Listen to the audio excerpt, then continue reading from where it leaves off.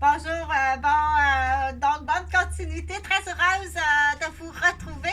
Ça va être une très courte vidéo ce matin sur les poursuites là. Donc, je vais donner l'exemple, des fois c'est des meubles, des fois c'est des matériaux, des fois ça peut être un vêtement, dire la madame là, elle est invitée à un mariage, et puis de sa nièce là. Et puis la vendeuse lui a vendu une robe, là, tout le monde a ri de elle. Ça lui allait pas du tout, là. Tu sais pas, c'était vraiment pas une bonne vente, là. Donc tu peux poursuivre, là. À ce moment-là, tu vas avoir un autre professionnel. Elle dit, regardez la robe, là, j'ai payé ça à 4000 $ pour le mariage de ma nièce, là. Et puis là, tout le monde m'a dit, mais voyons, ça n'a aucun bon sens, là. C'est qui t'a vendu ça? Ça va pas du tout avec tes couleurs, ni ta morphologie. Ça te met ni en valeur, au contraire, ça... Donc, laissez-vous pas dépenser l'argent comme ça, là. Il faut être... OK? Des fois, c'est des meubles. C'est pas trop lourd. Il mesure 5 pieds, le monsieur, le papy puis la mamie. Ils mesurent 5 pieds tous les deux. Ils sont vieux, font de la retraite. Tu vends des chaises en bois, ça, donc c'est fait pour des 6 pieds 4, ces chaises-là. C'est pas fait pour des petits papis, des petits mamies. C'est bien trop lourd. Elle est tout le temps en train de s'accrocher, là. Elle s'est fait mal. Elle s'est fait mal au thorax. Elle s'est fait mal au coude. C'est bien trop pesant. OK? Il y en a de la poursuite. Là, quand tu décolles l'incompétence. Là, moi, j'ai fait une offre, là. OK? Il y a des secteurs, là. C'est pas ça, il fallait pas acheter des fenêtres, là. C'est pas ça qu'il fallait faire. C'est un secteur à très haut bruit, t'es à côté de l'autoroute, à très haute pollution humaine, puis à très haute pollution de l'environnement, autant auditif qu'aérien. C'est pas ça qu'il faut faire.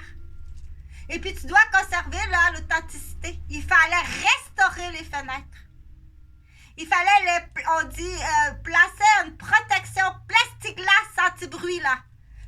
Ça coûte pas cher. Ça coûte vraiment pas cher, ça. C'est une espèce de vitre, là, que tu mets par-dessus. C'est anti-bruit. OK? Non, ça ne s'ouvrira plus la fenêtre. C'est apparence. Et tu achètes une unité d'air, changeur d'air climatisé. Ouvre pas cette fenêtre-là, là. Tu vas recevoir de la pollution. Tu vas être malade, là. OK? T'as acheté ça, là. Le vendeur qui t'a vendu ça, là. C'est un idiot. Du coup, t'as eu un bon prix, hein? T'as vraiment eu un bon prix. Pourquoi t'as eu un bon prix? Il y a une raison pourquoi t'as eu un bon prix. C'était pour faire allumer une percentile. Donc, c'est pas ça, là. Je veux que tu le poursuives. Dans ce secteur-là, rouvre pas les fenêtres, là. Regarde le nouveau condo, là, qu'ils ont construit, là, en plus, là, dans le secteur, là, il y a une autre autoroute, là, parce que je connais pas, là.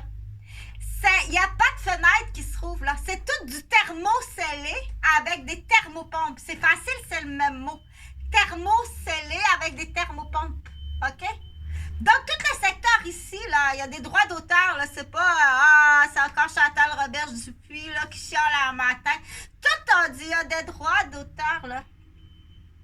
Premièrement, tu vas poursuivre le vendeur.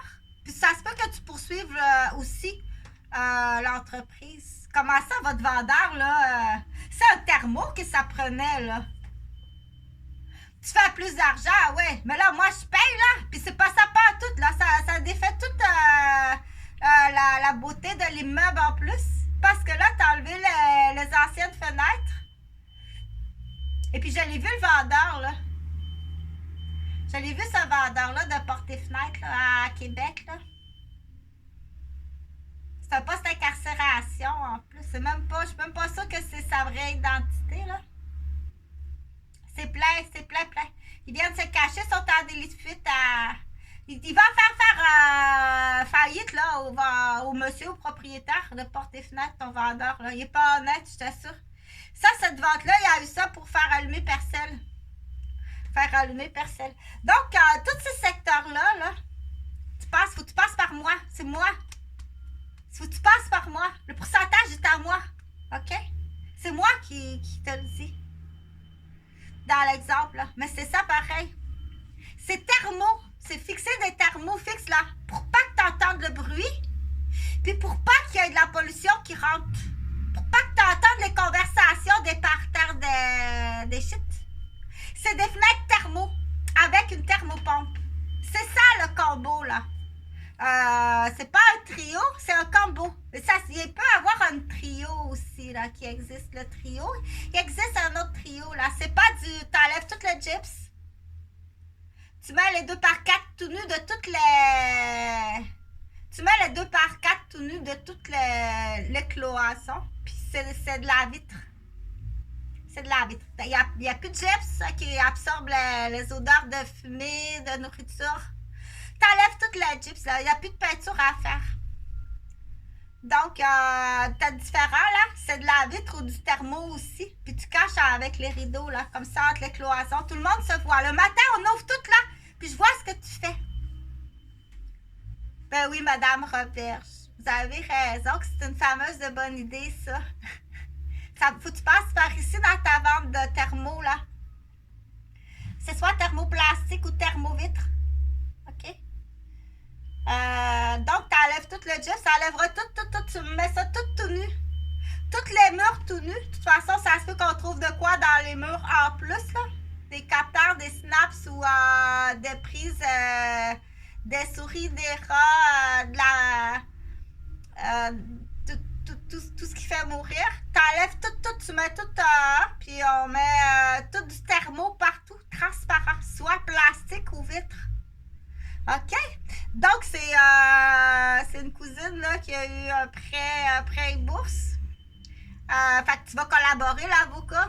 Là, tous les avocats qui ont passé à côté de l'accident et qui n'ont rien fait. Là, je comprends que, pas quand c'est en lien avec la petite enfance. Tu vas te mettre un doigt dans l'œil puis un doigt dans le nez, qu'on dit, puis un autre dans le fond de la gorge.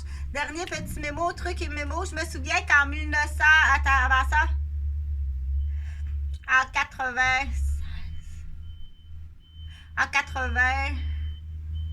en 1998, quand ils ont construit les maisons de ville à Rosemère, t'as une rue là, où il y avait l'ancienne garderie, là, au 189 rue Maisonneuve, là. De l'autre côté, là, ils ont construit des maisons de ville, là. C'était un bois, là, c'était un boisé qui avait là. Ils ont construit des pâtés, des belles maisons de ville, là, sur 2 étages, là. OK? Donc, un rond-point, là. Il y a un contracteur qui a travaillé, là. Un samedi matin, je m'en vais, moi, je me souviens plus où je m'en vais, là. Je pars en voiture ou à pied avec les enfants dans la poussette. Jean-Frédéric, je pense, c'était bébé. Avec Jonathan, faire du vélo. Jean-François travaillait à Bombardier-Canada le samedi matin. Si c'est vrai qu'il était à Bombardier-Canada, si c'était pas à Sainte-Rose. Là, je vois le monsieur avec une pancarte blanche.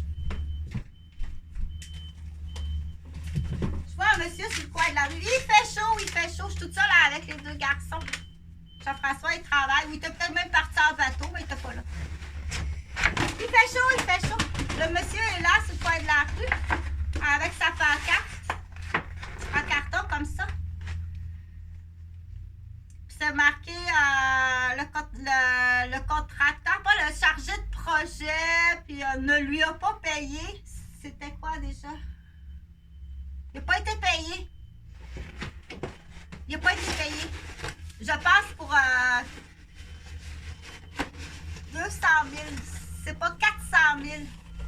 Je me souviens plus si c'est des revêtements de plancher ou je me souviens plus là. Il fait chaud, le bon petit monsieur, toi. Oh mon Dieu, bon petit monsieur.